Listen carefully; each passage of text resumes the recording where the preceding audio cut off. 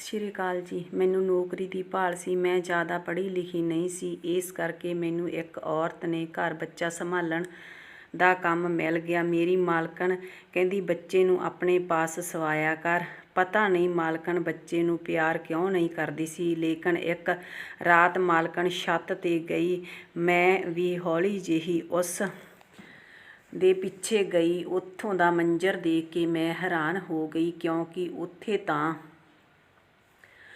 ਮੇਰੇ ਪਤੀ ਨੇ ਮੈਨੂੰ ਘਰ ਤੋਂ ਬਾਹਰ ਕੱਢ ਦਿੱਤਾ, ਕਿਉਂਕਿ ਮੈਂ ਬਾਂਝ ਸੀ। ਮੈਂ ਬੇਵੱਸ ਹੋ ਕੇ ਆਪਣੇ ਘਰ ਦੇ ਬੰਦ ਦਰਵਾਜ਼ੇ ਨੂੰ ਦੇਖ ਰਹੀ ਸੀ, ਕਿਉਂਕਿ ਥੋੜ੍ਹੀ ਹੀ ਦੇਰ ਪਹਿਲਾਂ ਮੇਰੇ ਪਤੀ ਨੇ ਮੈਨੂੰ ਧੱਕੇ ਮਾਰ ਕੇ ਇਸ ਘਰ ਵਿੱਚੋਂ ਕੱਢ ਦਿੱਤਾ ਸੀ। ਮੇਰਾ ਕਸੂਰ ਸਿਰਫ ਇੰਨਾ ਹੀ ਸੀ ਕਿ ਮੈਂ ਉਹਨਾਂ ਨੂੰ ਔਲਾਦ ਨਹੀਂ ਦੇ ਸਕਦੀ ਸੀ।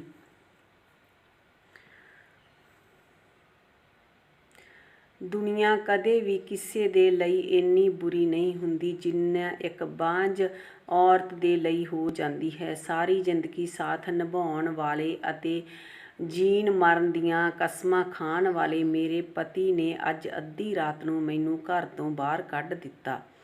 ਮੈਨੂੰ ਯਕੀਨ ਨਹੀਂ ਹੋ ਰਿਹਾ ਸੀ ਕਿ ਉਸ ਨੇ ਮੈਨੂੰ ਘਰੋਂ ਕੱਢ ਦਿੱਤਾ, ਉਹ ਵੀ ਇੰਨੀ ਰਾਤ ਨੂੰ, ਜਦੋਂ ਗਲੀ ਦੇ ਕੁੱਤੇ ਵੀ ਸੌਂ ਜਾਂਦੇ।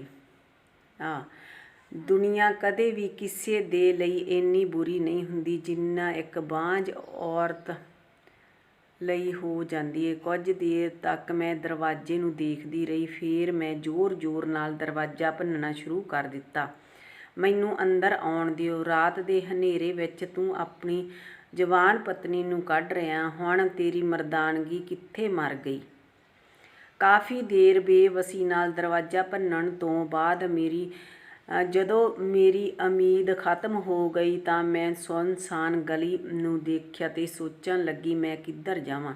ਬਿਨਾਂ ਸੋਚੇ ਸਮਝੇ ਮੈਂ ਉੱਥੋਂ ਤੁਰ ਪਈ। ਗਲੀ ਸੁੰਨਸਾਨ ਸੀ। ਕੁਝ ਨਸ਼ੇੜੀ ਬੈਠੇ ਮੈਨੂੰ ਦੇਖ ਕੇ ਆਵਾਜ਼ਾਂ ਕੱਢਣ ਲੱਗੇ। ਮੇਰੇ ਕਦਮ ਜੋ ਆਰਾਮ-ਆਰਾਮ ਨਾਲ ਚੱਲ ਰਹੇ ਸੀ, ਉਹਨਾਂ ਨੇ ਤੇਜ਼ੀ ਫੜ ਲਈ। ਮੈਂ ਦੇਖਿਆ ਉਹ 3 ਲੜਕੇ ਸੀ ਜੋ ਮੇਰਾ ਪਿੱਛਾ ਕਰ ਰਹੇ ਸੀ। ਮੈਂ ਤੇਜ਼-ਤੇਜ਼ ਤੁਰਨ ਲੱਗੀ ਤਾਂ ਮੇਰਾ ਦਿਲ ਜ਼ੋਰ-ਜ਼ੋਰ ਨਾਲ ਧੜਕ ਰਿਹਾ ਸੀ। ਤੁਰਦੀ-ਤੁਰਦੀ ਮੇਨ ਰੋਡ ਉੱਤੇ ਪਹੁੰਚ ਗਈ। ਮੇਰਾ ਸਾਹ ਫੁੱਲਣ ਲੱਗ ਗਿਆ ਅਤੇ ਮੇਰੀ ਹਿੰਮਤ ਜਵਾਬ ਦੇ ਗਈ। ਮੇਰੀਆਂ ਅੱਖਾਂ ਮੂਹਰੇ ਹਨੇਰਾ ਆ ਗਿਆ ਤੇ ਮੈਂ ਸੜਕ ਦੇ ਉੱਪਰ ਡਿੱਗ ਪਈ। ਜਦੋਂ ਮੇਰੀ ਅੱਖ ਖੁੱਲ੍ਹੀ ਤਾਂ ਮੈਂ ਇੱਕ ਵੱਡੇ ਸਾਰੇ ਬੰਗਲੇ ਵਿੱਚ ਸੀ। ਮੇਰੇ ਸਾਹਮਣੇ ਇੱਕ ਖੂਬਸੂਰਤ ਔਰਤ ਬੈਠੀ ਸੀ। ਮੇਰਾ ਸਿਰ ਅਜੇ ਵੀ ਚਕਰਾ ਰਿਹਾ ਸੀ। ਮੈਂ ਉਸ ਔਰਤ ਨੂੰ ਸਵਾਲੀਆ ਨਜ਼ਰਾਂ ਨਾਲ ਦੇਖਿਆ। ਉਹ ਮੈਨੂੰ ਮੁਸਕਰਾ ਕੇ ਕਹਿਣ ਲੱਗੀ, ਤੂੰ ਪਰੇਸ਼ਾਨ ਨਾ ਹੋ, ਤੂੰ ਇੱਥੇ ਬਿਲਕੁਲ ਸੁਰੱਖਿਅਤ ਆ। ਮੈਂ ਉਸ ਨੂੰ ਪੁੱਛਿਆ, ਤੁਸੀਂ ਕੌਣ ਹੋ ਤੇ ਮੈਂ ਇੱਥੇ ਕਿਵੇਂ ਆਈ? ਉਸ ਨੇ ਕਿਹਾ, ਮੈਂ ਆਪਣੇ ਬੱਚੇ ਲਈ ਦਵਾਈ ਲੈਣ ਗਈ ਸੀ। ਜਦੋਂ ਦਵਾਈ ਲੈ ਕੇ ਵਾਪਸ ਆ ਰਹੀ ਸੀ ਤਾਂ ਮੈਂ ਤੈਨੂੰ ਸੜਕ 'ਤੇ ਬੇਹੋਸ਼ ਹੁੰਦੇ ਦੇਖਿਆ। ਮੈਂ ਕੁਝ ਲੋਕਾਂ ਦੀ ਮਦਦ ਨਾਲ ਤੈਨੂੰ ਆਪਣੀ ਗੱਡੀ ਵਿੱਚ ਬਿਠਾਇਆ ਤੇ ਆਪਣੇ ਘਰ ਲੈ ਆਈ। ਘਰੇ ਹੀ ਮੈਂ ਆਪਣੇ ਡਾਕਟਰ ਨੂੰ ਬੁਲਾਇਆ, ਜਿਸ ਨੇ ਤੇਰਾ ਚੈੱਕਅਪ ਕੀਤਾ, ਤੈਨੂੰ ਇੰਜੈਕਸ਼ਨ ਤੇ ਕੁਝ ਦਵਾਈਆਂ ਦਿੱਤੀਆਂ। ਤੇਰਾ BP ਘਟਿਆ ਹੋਇਆ ਸੀ। ਉਸ ਨੇ ਮੇਰੇ ਬਾਰੇ ਕੁਝ ਨਹੀਂ ਪੁੱਛਿਆ ਤੇ ਕਿਹਾ, ਜਿੰਨਾ ਚਿਰ ਤੇਰੀ ਸਿਹਤ ਠੀਕ ਨਹੀਂ ਹੁੰਦੀ ਤੂੰ ਇੱਥੇ ਰਹਿ ਸਕਦੀ। 2-3 ਦਿਨਾਂ ਬਾਅਦ ਜਦੋਂ ਮੇਰੀ ਸਿਹਤ ਵਿੱਚ ਸੁਧਾਰ ਆਇਆ ਤਾਂ ਮੈਂ ਉਸ ਨੂੰ ਕਿਹਾ, ਜਿੰਨਾ ਤੁਸੀਂ ਮੇਰੇ ਲਈ ਕੀਤਾ, ਪਰ ਮੇਰੇ ਕੋਲ ਤੁਹਾਨੂੰ ਦੇਣ ਲਈ ਕੁਝ ਵੀ ਨਹੀਂ ਆ ਤੇ ਹੁਣ ਮੈਂ ਇੱਥੋਂ ਜਾਣਾ ਚਾਹੁੰਦੀ ਹਾਂ। ਉਸ ਨੇ ਕਿਹਾ, ਕਿੱਥੇ ਜਾਵੇਂਗੀ? ਤੇਰੀ ਹਾਲਤ ਦੇਖ ਕੇ ਤਾਂ ਲੱਗਦਾ ਹੈ ਤੈਨੂੰ ਘਰ ਵਾਲਿਆਂ ਨੇ ਘਰੋਂ ਕੱਢ ਦਿੱਤਾ ਜਾਂ ਤੂੰ ਘਰੋਂ ਭੱਜ ਕੇ ਆਈ ਆ। ਉਸ ਔਰਤ ਦੀ ਗੱਲ ਸੁਣ ਕੇ ਮੈਂ ਹੈਰਾਨ ਰਹਿ ਗਈ।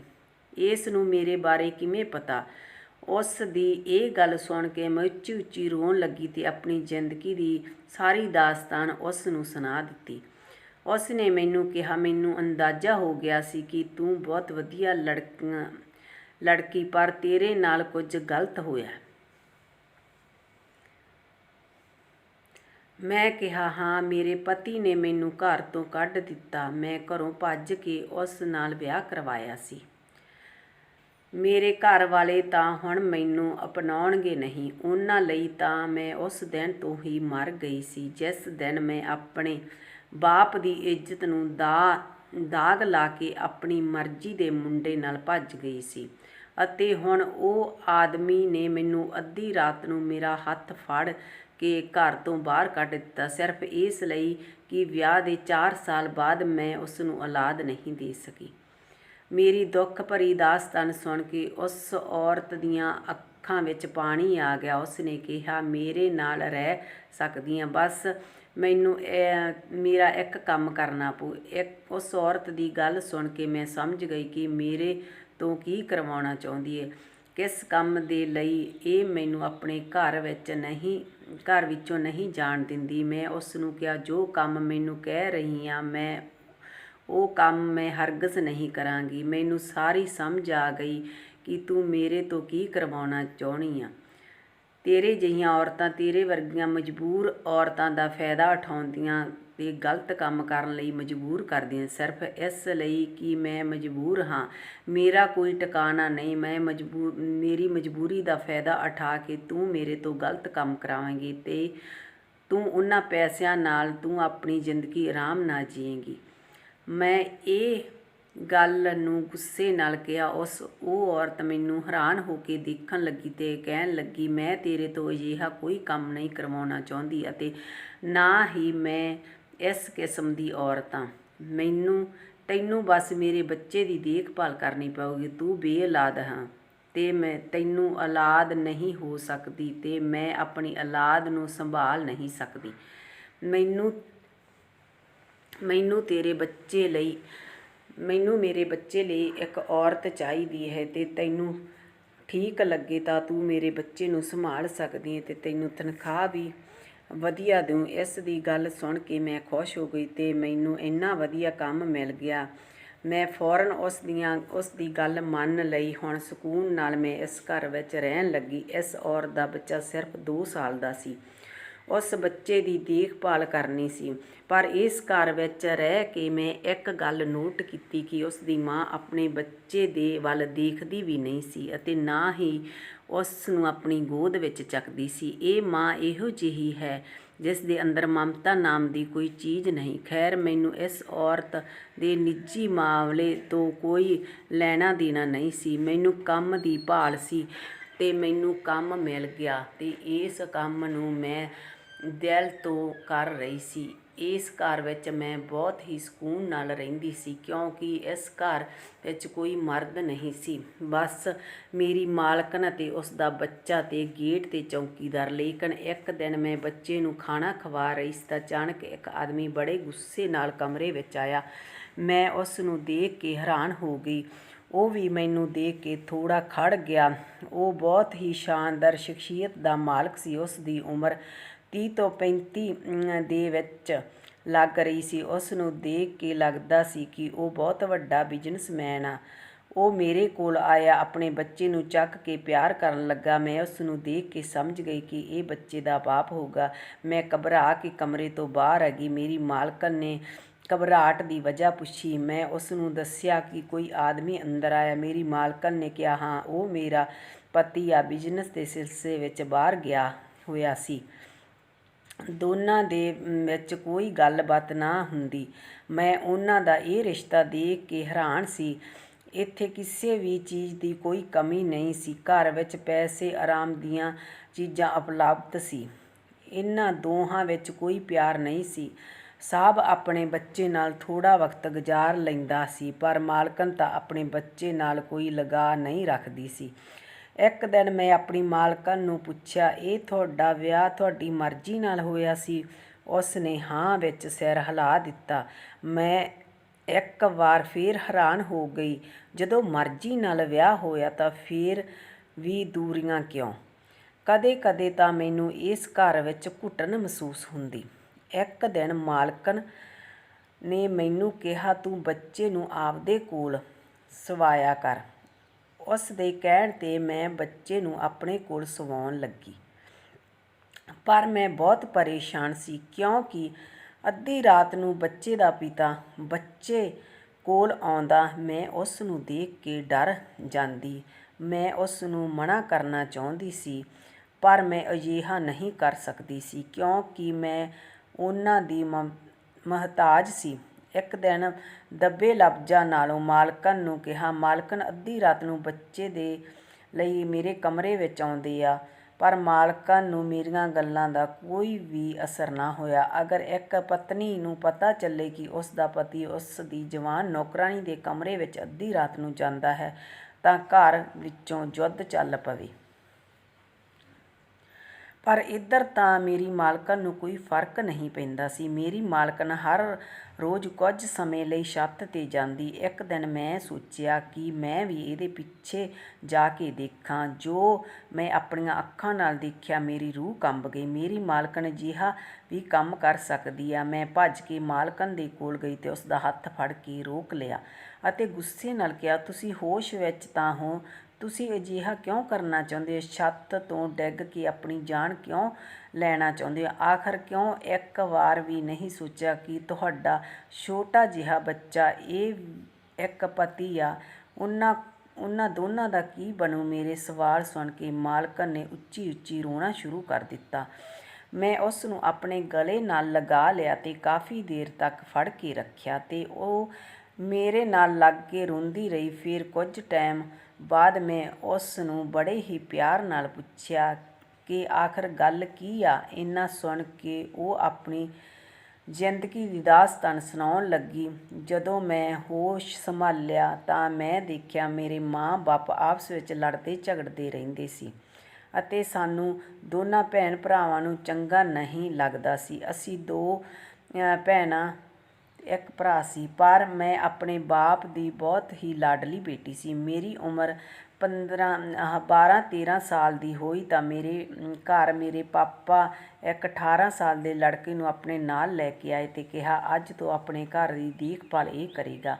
ਉਸ ਦਾ ਨਾਂ ਆਸ਼ੂ ਸੀ। ਆਸ਼ੂ ਦੇ ਆਉਣ ਤੋਂ ਬਾਅਦ ਸਾਡੇ ਘਰ ਵਿੱਚ ਲੜਾਈ ਹੋਣੀ ਸ਼ੁਰੂ ਹੋ ਗਈ। ਘਰ ਵਿੱਚ ਝਗੜਾ ਹੋਣ ਨਾਲ ਮੇਰੇ ਪਾਪਾ ਨੂੰ ਨਸ਼ੇ ਦੀ ਆਦਤ ਲੱਗ ਚੁੱਕੀ ਸੀ। ਮੇਰੀ ਮਾਂ ਵੀ ਆਪਣੇ ਗਮ ਵਿੱਚ ਡੁੱਬੀ ਹੋਈ ਸੀ, ਇਸ ਲਈ ਉਹ ਜ਼ਿਆਦਾਤਰ ਸਮਾਂ ਗੁਜ਼ਾਰਦੀ ਅਤੇ ਮੇਰਾ ਭਰਾ ਵੀ ਪੜ੍ਹਾਈ ਤੋਂ ਬਾਅਦ ਸਾਰਾ ਦਿਨ ਆਪਣੇ ਦੋਸਤਾਂ ਨਾਲ ਹੀ ਗੁਜ਼ਾਰਦਾ। ਮੇਰੇ ਘਰ ਵਾਲਿਆਂ ਨੂੰ ਕੋਈ ਫਰਕ ਨਹੀਂ ਪੈਂਦਾ ਸੀ ਕਿ ਮੈਂ ਜਵਾਨ ਹੋ ਰਹੀ ਹਾਂ। ਘਰ ਵਿੱਚ ਮੈਂ ਤਾਂ ਆਸ਼ੂ ਇਕੱਲੇ ਹੁੰਦੇ ਸੀ। ਮੈਂ ਇੱਕ ਜਵਾਨ ਲੜਕੀ ਦੇ ਨਾਲ ਸਾਰਾ ਦਿਨ ਘਰ ਵਿੱਚ ਰਹਿੰਦੀ। ਹੌਲੀ ਹੌਲੀ ਮੈਨੂੰ ਸਮਝ ਆਉਣ ਲੱਗੀ ਕਿ ਮੇਰੇ ਘਰ ਵਿੱਚ ਝਗੜੇ ਦੀ ਵਜ੍ਹਾ ਆਸ਼ੂ ਹੀ ਹੈ। ਉਹ ਮੇਰੇ ਮਾਂ-ਬਾਪ ਨੂੰ ਇੱਕ ਦੂਜੇ ਦੇ ਖਿਲਾਫ ਭੜਕਾਉਂਦਾ ਰਹਿੰਦਾ। ਹੌਲੀ ਹੌਲੀ ਮੈਂ 18 ਸਾਲ ਦੀ ਹੋ ਗਈ ਅਤੇ ਪਹਿਲਾਂ ਨਾਲੋਂ ਜ਼ਿਆਦਾ ਸਮਝਦਾਰ ਹੋ ਚੁੱਕੀ ਸੀ। ਮੈਂ ਆਪਣੇ ਘਰ ਵਿੱਚ ਲੱਗੀ ਹੋਈ ਅੱਗ ਨੂੰ ਬੁਝਾਉਣਾ ਚਾਹੁੰਦੀ ਸੀ। ਇੱਕ ਦਿਨ ਮੈਂ ਕਿਚਨ ਵਿੱਚ ਗਈ ਤਾਂ ਉੱਥੇ ਆਸ਼ੂ ਸਬਜ਼ੀਆਂ ਕੱਟ ਰਿਹਾ ਸੀ। ਉੱਥੇ ਹੋਰ ਕੋਈ ਨਹੀਂ ਸੀ। ਮੈਂ ਉਸ ਦੇ ਸਾਹਮਣੇ ਜਾ ਕੇ ਖੜ੍ਹੀ ਹੋ ਗਈ। ਮੈਂ ਉਸ ਨੂੰ ਕਿਹਾ, ਤੂੰ ਮੇਰੇ ਘਰ ਵਿੱਚ ਅੱਗ ਨਾ ਲਗਾ, ਨਹੀਂ ਤਾਂ ਮੈਂ ਤੇਰੀ ਜ਼ਿੰਦਗੀ ਵਿੱਚ ਅੱਗ ਲਗਾ ਦਿਊਂ।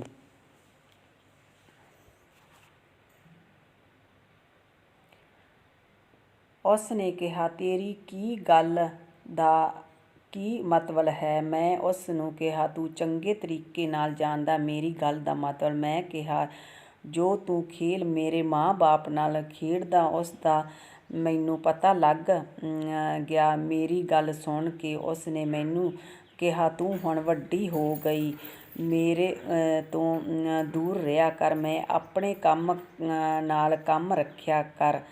ਮੇਰਾ ਖਾਣਾ ਲੇਟ ਕਰਵਾ ਦਿੱਤਾ ਜਾਏ, ਚਲੀ ਜਾ ਇੱਥੋਂ। ਉਹ ਮੇਰੇ ਨਾਲ ਬਚਪਨ ਤੋਂ ਹੀ ਇੱਦਾਂ ਦੀ ਗੱਲ ਕਰਦਾ ਸੀ। ਮੈਂ ਉਸ ਨੂੰ ਕਿਹਾ, ਇਹ ਮੇਰਾ ਘਰ ਹੈ, ਮੈਂ ਕਿੱਥੇ ਜਾ ਸਕਦੀ ਹਾਂ?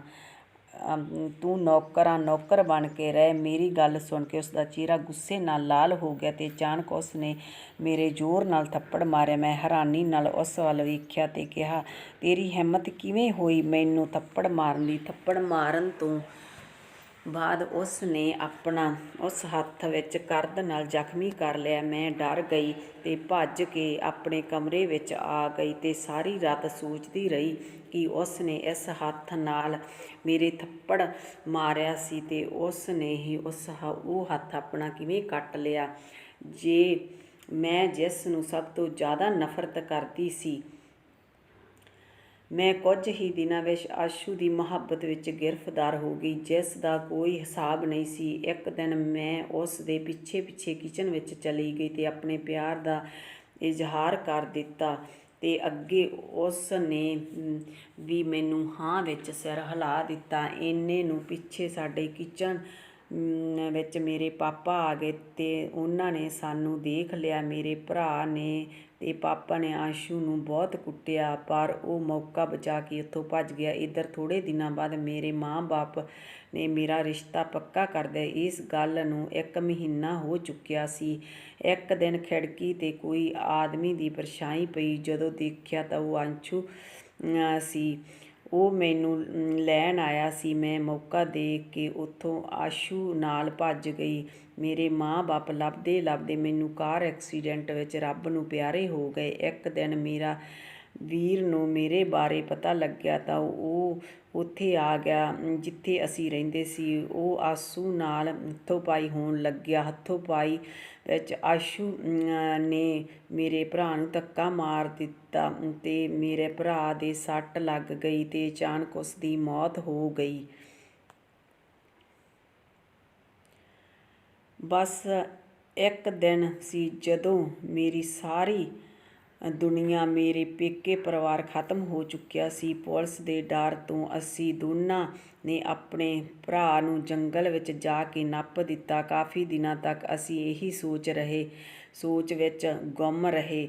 ਫਿਰ ਮੈਂ ਥੋੜ੍ਹੇ ਚਿਰ ਬਾਅਦ ਮੈਂ ਪ੍ਰੈਗਨੈਂਟ ਹੋ ਗਈ ਤੇ ਸਾਡੇ ਕੋਲ ਇੱਕ ਵੀ ਪੈਸਾ ਨਹੀਂ ਸੀ। ਫਿਰ ਆਸ਼ੂ ਮੈਨੂੰ ਮੇਰੇ ਬਾਪ ਦੇ ਘਰ ਲੈ ਆਇਆ। ਮੇਰਾ ਮਾਂ-ਬਾਪ ਦੇ ਮਰ ਜਾਣ ਤੋਂ ਬਾਅਦ ਘਰ ਬਿਲਕੁਲ ਖਾਲੀ ਹੋ ਚੁੱਕਿਆ ਸੀ। ਮੈਂ ਤੇ ਆਸ਼ੂ ਨੇ ਇਸ ਘਰ ਵਿੱਚ ਰਹਿਣਾ ਸ਼ੁਰੂ ਕਰ ਦਿੱਤਾ। ਹੌਲੀ-ਹੌਲੀ ਕਰਕੇ ਆਸ਼ੂਤੋਸ਼ ਨੇ ਮੇਰੇ ਪਾਪਾ ਦਾ ਬਿਜ਼ਨਸ ਸੰਭਾਲ ਲਿਆ। 3 ਸਾਲ ਤੋਂ ਮੈਂ ਇਸ ਘਰ ਵਿੱਚ ਜਿੰਦਾ ਲਾਸ਼ ਬਣ ਕੇ ਰਹਿ ਰਹੀ ਹਾਂ ਤੇ ਮੈਂ ਹਰ ਰੋਜ਼ ਆਪਣੇ ਆਪ ਨੂੰ ਖਤਮ ਕਰਨ ਦੀ ਕੋਸ਼ਿਸ਼ ਕਰਦੀ ਹਾਂ। ਮੈਂ ਅੱਜ ਬੜੀ ਹਿੰਮਤ ਕਰਕੇ ਅੱਗੇ ਵਧੀ ਸੀ ਤੇ ਤੂੰ ਮੈਨੂੰ ਰੋਕ ਲਿਆ। ਮੈਨੂੰ ਨਾ ਹੀ ਆਪਣੇ ਬੱਚੇ ਨਾਲ ਕੋਈ ਪਿਆਰ ਹੈ ਅਤੇ ਨਾ ਹੀ ਆਪਣੇ ਪਤੀ ਨਾਲ। ਤੇ ਇਹ ਉਹੀ ਆਦਮੀ ਆ ਜਿਸ ਦੀ ਮੁਹੱਬਤ ਵਿੱਚ ਮੈਂ ਅੰਨ੍ਹੀ ਹੋ ਕੇ ਆਪਣਾ ਸਭ ਕੁਝ ਗਵਾ ਲਿਆ। ਹੁਣੇ ਮੈਨੂੰ ਵਧੀਆ ਨਹੀਂ ਲੱਗਦਾ। ਇਹ ਕਹਿੰਦਾ ਹੈ ਕਿ ਤੇਰੇ ਘਰ ਵਾਲਿਆਂ ਨੂੰ ਮੈਂ ਨਹੀਂ ਮਾਰਿਆ। ਇਹ ਕਿਸਮਤ ਨੂੰ ਮਨਜ਼ੂਰ ਸੀ। ਇਹ ਹਰ ਗੱਲ ਦਾ ਇਲਜ਼ਾਮ ਮੇਰੇ ਸਿਰ ਲਾਉਂਦਾ। ਮਾਲਕਨ ਨੇ ਆਪਣੀ ਕਹਾਣੀ ਸੁਣਾ ਦਿੱਤੀ ਤੇ ਇਹ ਸੁਣ ਕੇ ਮੇਰੀਆਂ ਅੱਖਾਂ ਵਿੱਚ ਹੰਝੂ ਆ ਗਏ। ਮੈਂ ਮਾਲਕਾ ਨੂੰ ਕਿਹਾ, ਮੇਰੇ ਨਾਲ ਵੀ ਇੰਝ ਹੀ ਹੋਇਆ ਸੀ। ਆਪਣੇ ਵਰਗੀਆਂ ਲੜਕੀਆਂ ਮਾਂ-ਬਾਪ ਦੀ ਇੱਜ਼ਤ ਰੋਲ ਕੇ ਘਰੋਂ ਤਾਂ ਭੱਜ ਜਾਂਦੀਆਂ ਹਨ, ਬਾਅਦ ਵਿੱਚ ਉਹ ਹੀ ਆਦਮੀ ਸਾਰਾ ਇਲਜ਼ਾਮ ਆਪਣੇ ਉੱਤੇ ਥੋਪ ਦਿੰਦੇ ਹਨ। ਆਪਣੇ ਵਰਗੀਆਂ ਕੁੜੀਆਂ ਅਜਿਹੀਆਂ ਅੱਧੀ ਰਾਤ ਨੂੰ ਆਪਣੇ ਮਾਂ-ਬਾਪ ਨੂੰ ਛੱਡ ਕੇ ਕਿਸੇ ਅਣਜਾਣ ਆਦਮੀ ਨਾਲ ਭੱਜ ਜਾਂਦੀਆਂ ਹਨ। ਉਹ ਕਦੇ ਖੁਸ਼ ਨਹੀਂ ਰਹਿ ਸਕਦੀਆਂ। ਮੇਰੇ ਔਲਾਦ ਨਹੀਂ ਹੋਈ। ਮੇਰੇ ਪਤੀ ਨੇ ਮੈਨੂੰ ਘਰ ਤੋਂ ਕੱਢ ਦਿੱਤਾ। ਮੇਰੀ ਮਾਲਕਨ ਕੋਲ ਔਲਾਦ ਸੀ, ਲੇਕਿਨ ਉਸ ਨੂੰ ਆਪਣੀ ਔਲਾਦ ਨਾਲ ਪਿਆਰ ਨਹੀਂ ਸੀ। ਮੈਂ ਘਰ ਤੋਂ ਬੇਘਰ ਹੋ ਗਈ। ਮੇਰੀ ਮਾਲਕਨ ਘਰ ਦੇ ਅੰਦਰ ਸੀ। ਉਹ ਆਪਣੇ ਪਤੀ ਅਤੇ ਬੱਚੇ ਦੇ ਨਾਲ ਸੀ। ਫਿਰ ਵੀ ਉਸ ਨੂੰ ਸਕੂਨ ਨਹੀਂ ਸੀ। ਅਸੀਂ ਦੋਨੇ ਰਾਤ ਨੂੰ ਛੱਤ 'ਤੇ ਬੈਠੀਆਂ ਆਪਣੇ ਦੁੱਖੜੇ ਰੋ ਰਹੀਆਂ ਸੀ ਕਿ ਕਾਸ਼ ਆਪਣੇ ਮਾਂ-ਬਾਪ ਦਾ ਘਰ ਨਾ ਛੱਡਿਆ ਹੁੰਦਾ। ਪਿਆਰ ਕਰਨਾ ਗੁਨਾਹ ਨਹੀਂ ਹੁੰਦਾ, ਲੇਕਿਨ ਆਪਣੇ ਮਾਂ-ਬਾਪ ਦਾ ਦਿਲ ਦੁਖਾਉਣਾ ਬਹੁਤ ਵੱਡਾ ਗੁਨਾਹ ਹੈ। ਦੋਸਤੋ, ਜੇ ਤੁਹਾਨੂੰ ਕਹਾਣੀ ਚੰਗੀ ਲੱਗੀ ਲਾਈਕ ਸ਼ੇਅਰ ਵੀ ਕਰਿਆ ਕਰੋ। ਮੇਰੇ ਚੈਨਲ ਨੂੰ ਸਬਸਕ੍ਰਾਈਬ ਵੀ ਕਰਨਾ। ਧੰਨਵਾਦ ਦੋਸਤੋ।